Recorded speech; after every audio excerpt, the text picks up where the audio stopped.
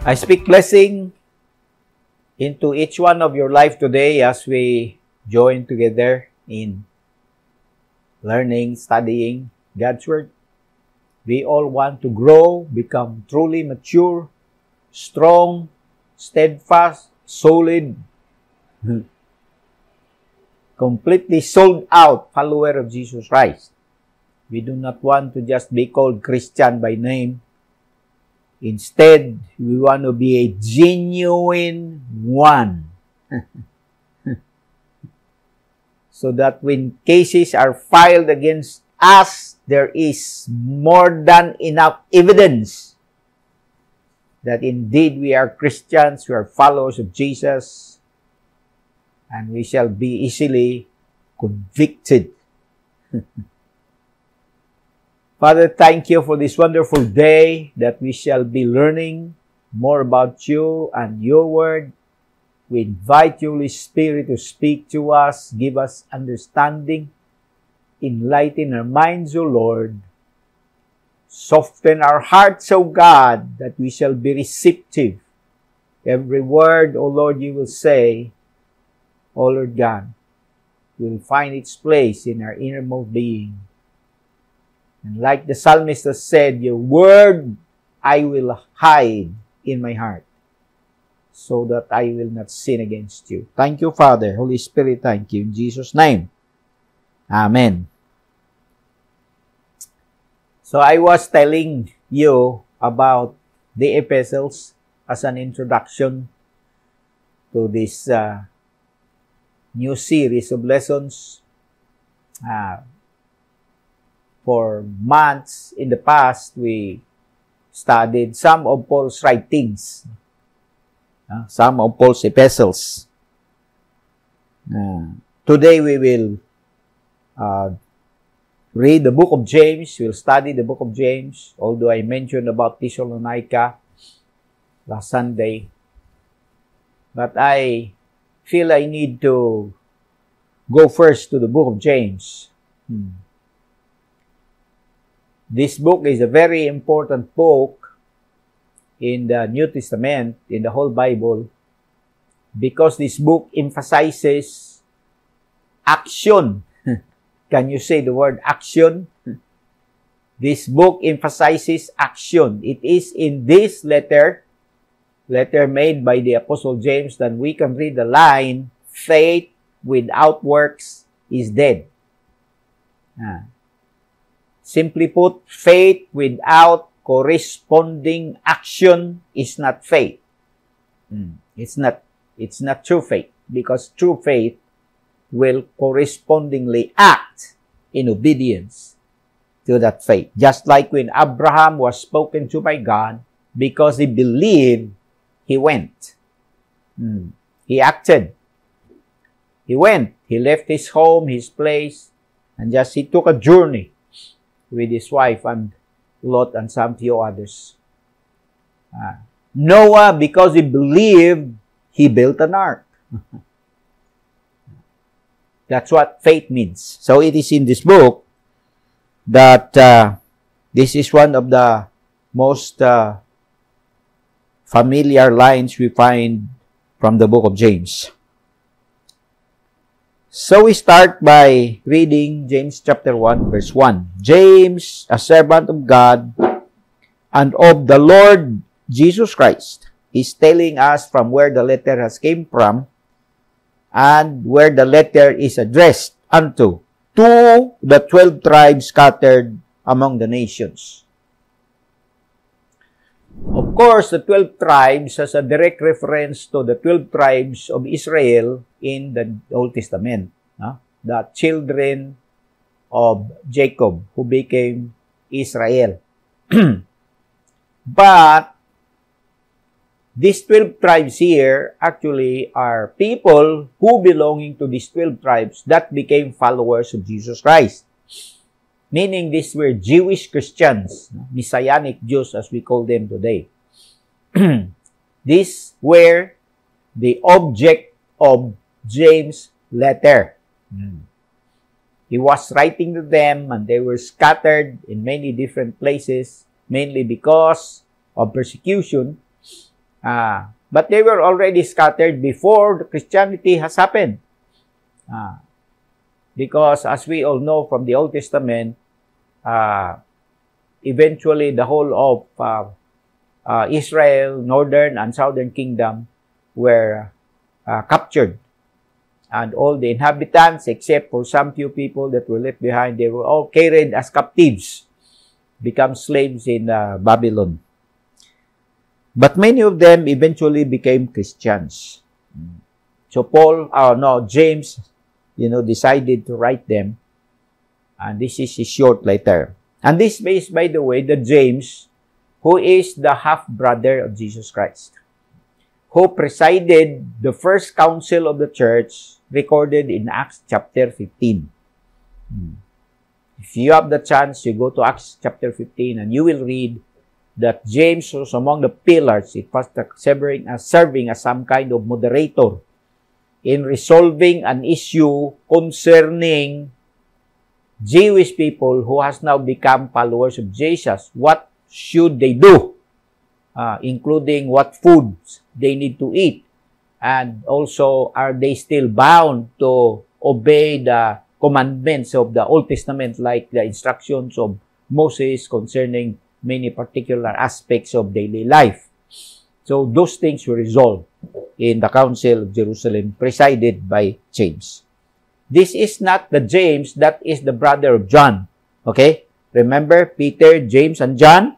No, James and John, they were brothers. This is not this James. Because the brother of John, James, the brother of John, died in Acts chapter 12, beheaded by Herod. And then Herod arrested Peter, put him in prison, wanting to kill him the following day. So you read the account. So this is the brother of Jesus Christ, who in the beginning of the public ministry of Jesus Christ, just like the rest of the other members of Joseph and Mary's family, they were not believers of Jesus. They were thinking that Jesus was some kind of a weirdo, because he was trying to form a group of men and he was spending time with them. They were walking and doing many things. And they thought that Jesus was deranged or influenced by an evil spirit. But after the resurrection of Jesus, that's when their blindness were removed.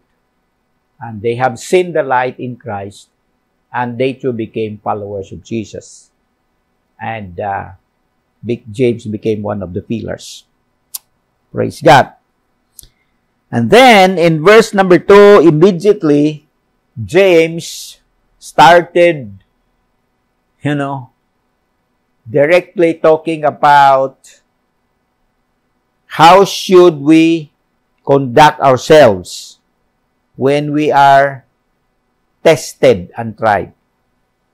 He said, "Consider it pure joy, my brothers, when you face trials of many kinds." Trials of many kinds. How many kinds of trials do you know? It's many kinds. I remember when you go to a store, or I should say when you are raising chickens, especially those who are into raising roosters for sabong. You go to this store in a market that sells food, and there is what they call 7 kinds. 7 kinds. 7 kinds because they all mix these 7 kinds. There is sorghum, there is rice, there is corn, there is even mongo, and several others to form 7 kinds.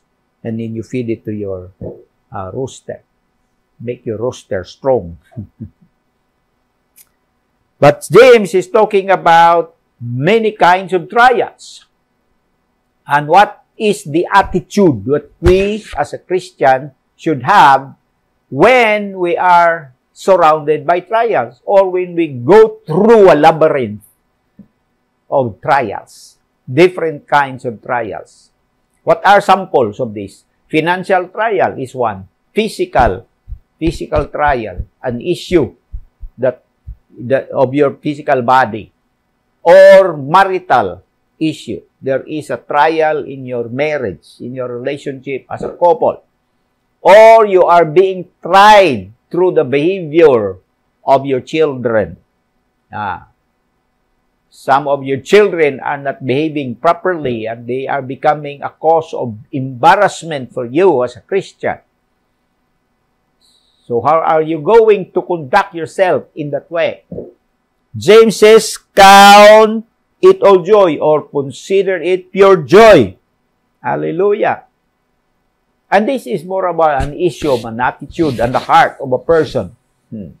Because normally speaking, how can you be full of joy when you are living a very difficult life? It's totally or almost impossible. But again, as we all know, the way we live our life now is different from the way we live our life before. Before we came to know the Lord, we based our attitude and our demeanor on the things that's happening around us. If they are favorable to us, then we're very happy.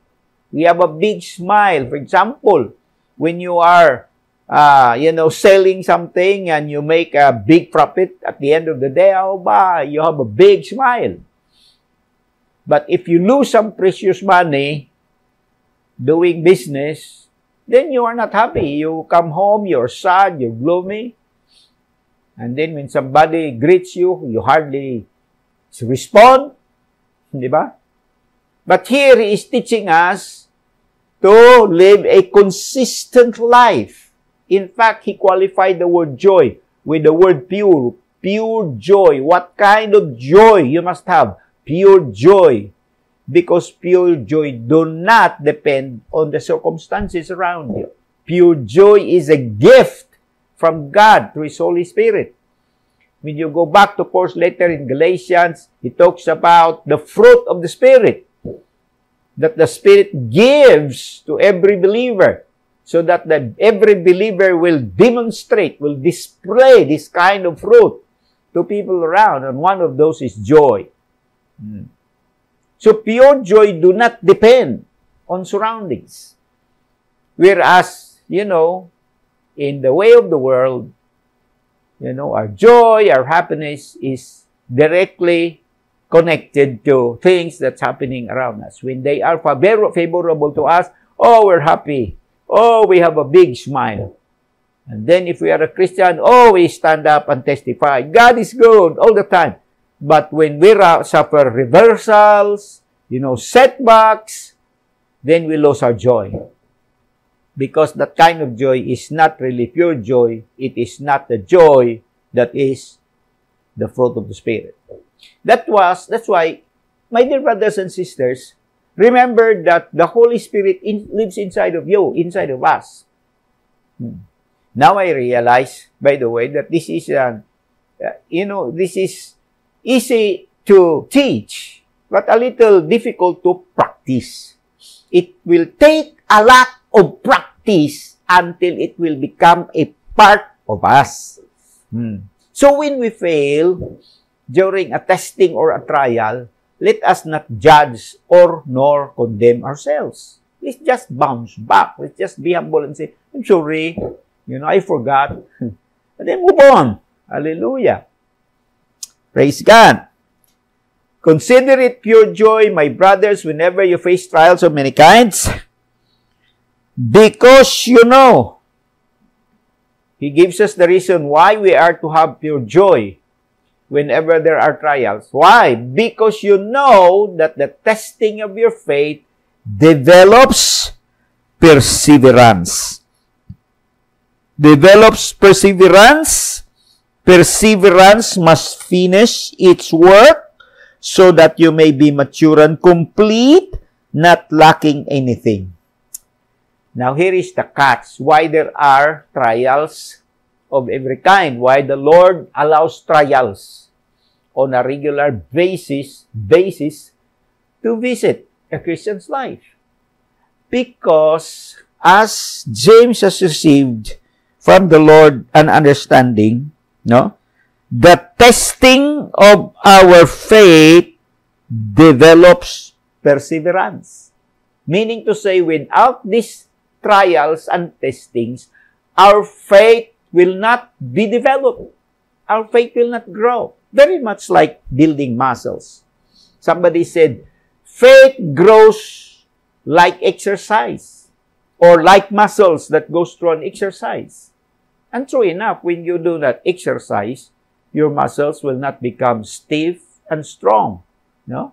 I don't have bulging muscles, as you can clearly see, because I do not exercise my muscles in the manner that some people are really into exercising. They go to this gym, they lift up these weights, you know, graduated from this kilo to this kilo to this kilo, you know. Starting with 5, 15, 25, 35, then later on they can carry more than 75 kilos just by one lifting.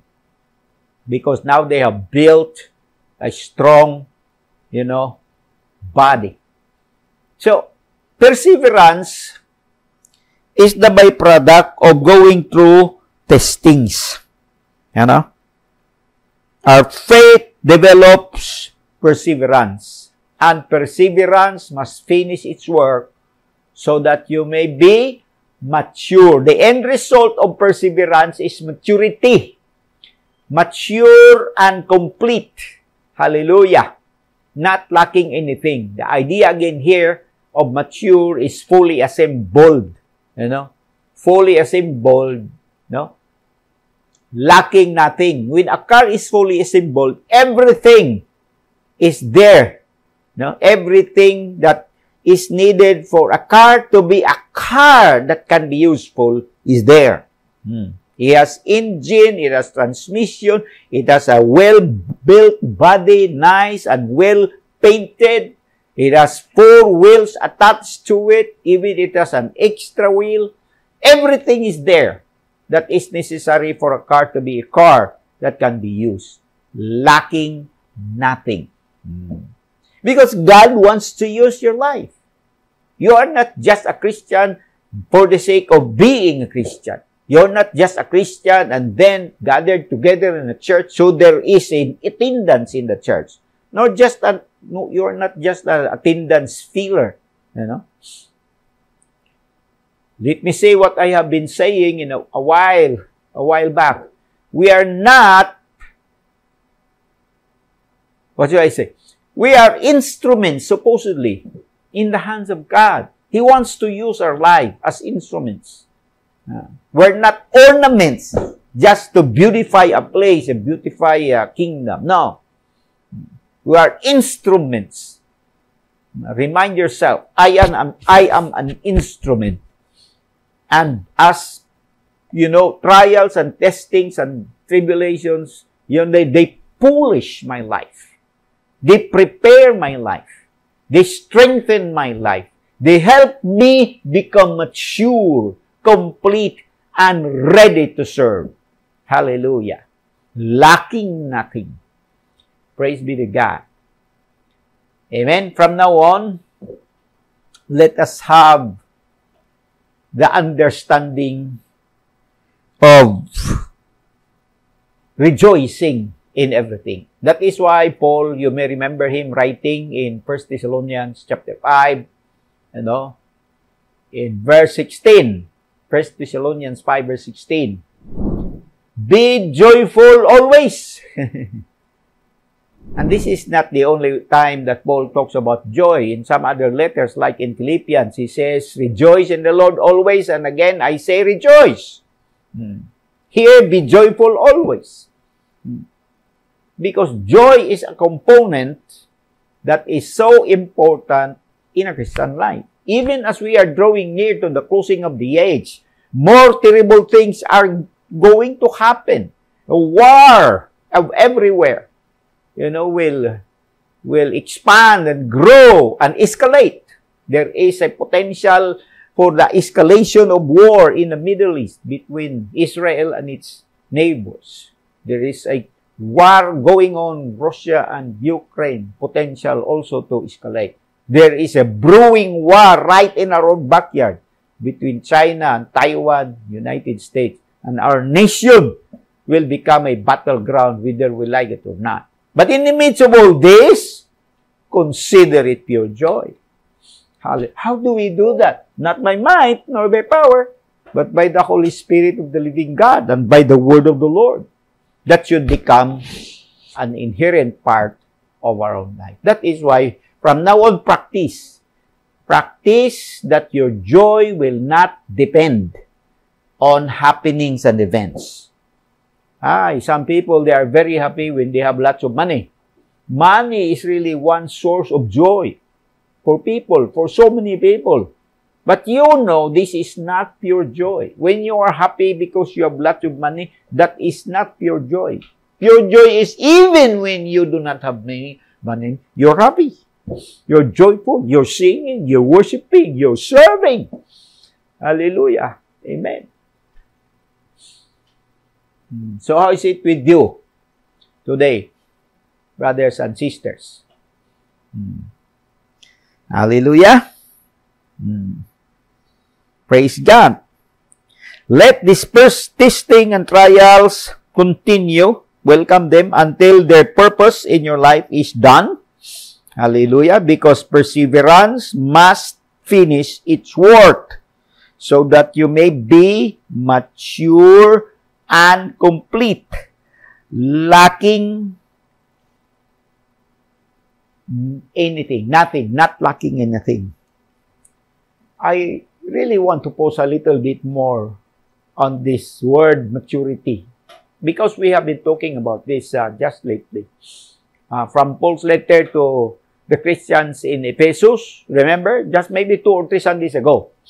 You want me to put onto the screen again the verses we read during those days?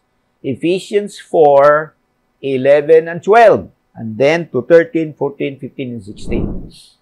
It was He who gave some to be apostles, some to be prophets, some to be evangelists, some to be pastors and teachers, to prepare God's people for works of service, so that the body of Christ may be built up until we all reach unity in the faith and in knowledge of the Son of God and become mature. That's the word there. Jesus Christ has gifted the church with gifted people, with different and varying calling and assignment.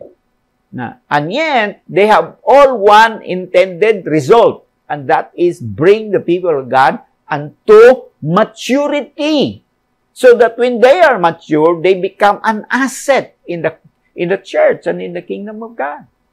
We go to Colossians 1, verse 28 and 29.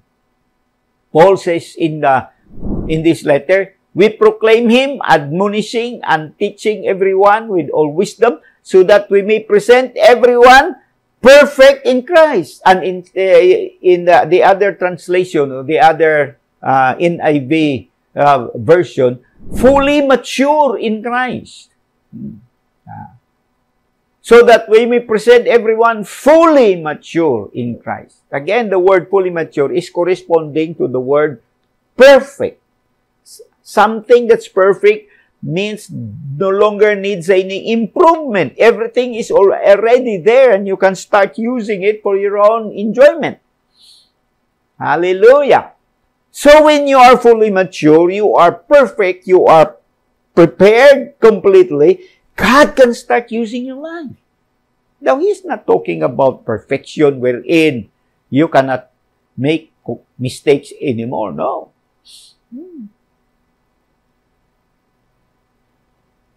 Hallelujah.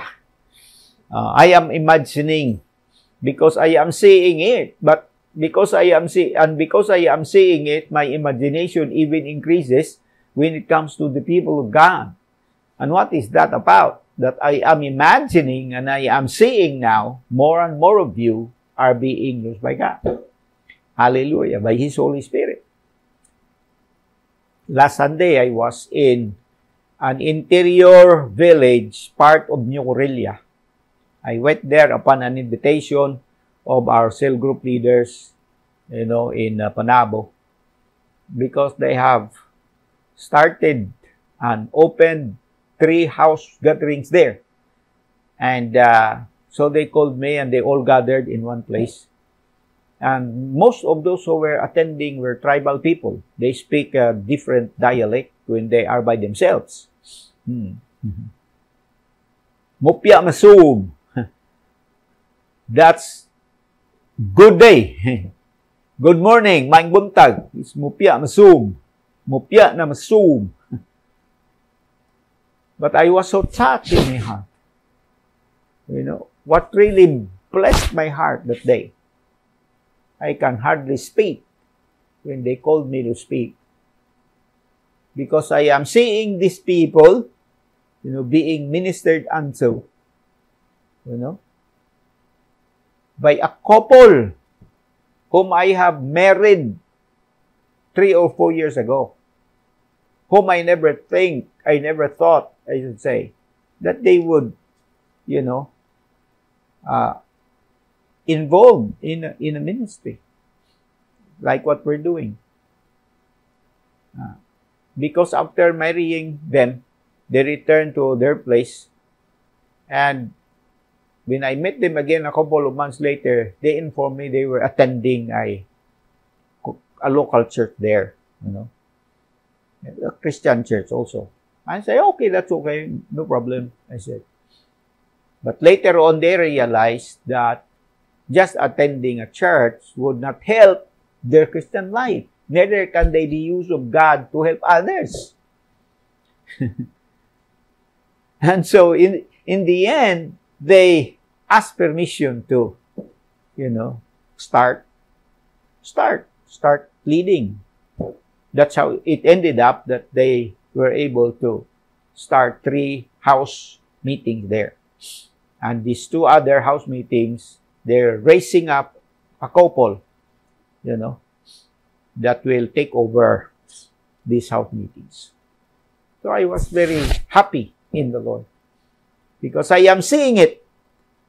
But what inspires me is that there will be an increase. There will be a movement. Remember that word. Remember the word.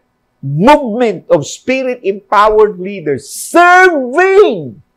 Hallelujah. As agents of change, practicing their faith. Not just talking about their faith, but practicing their faith. Doing.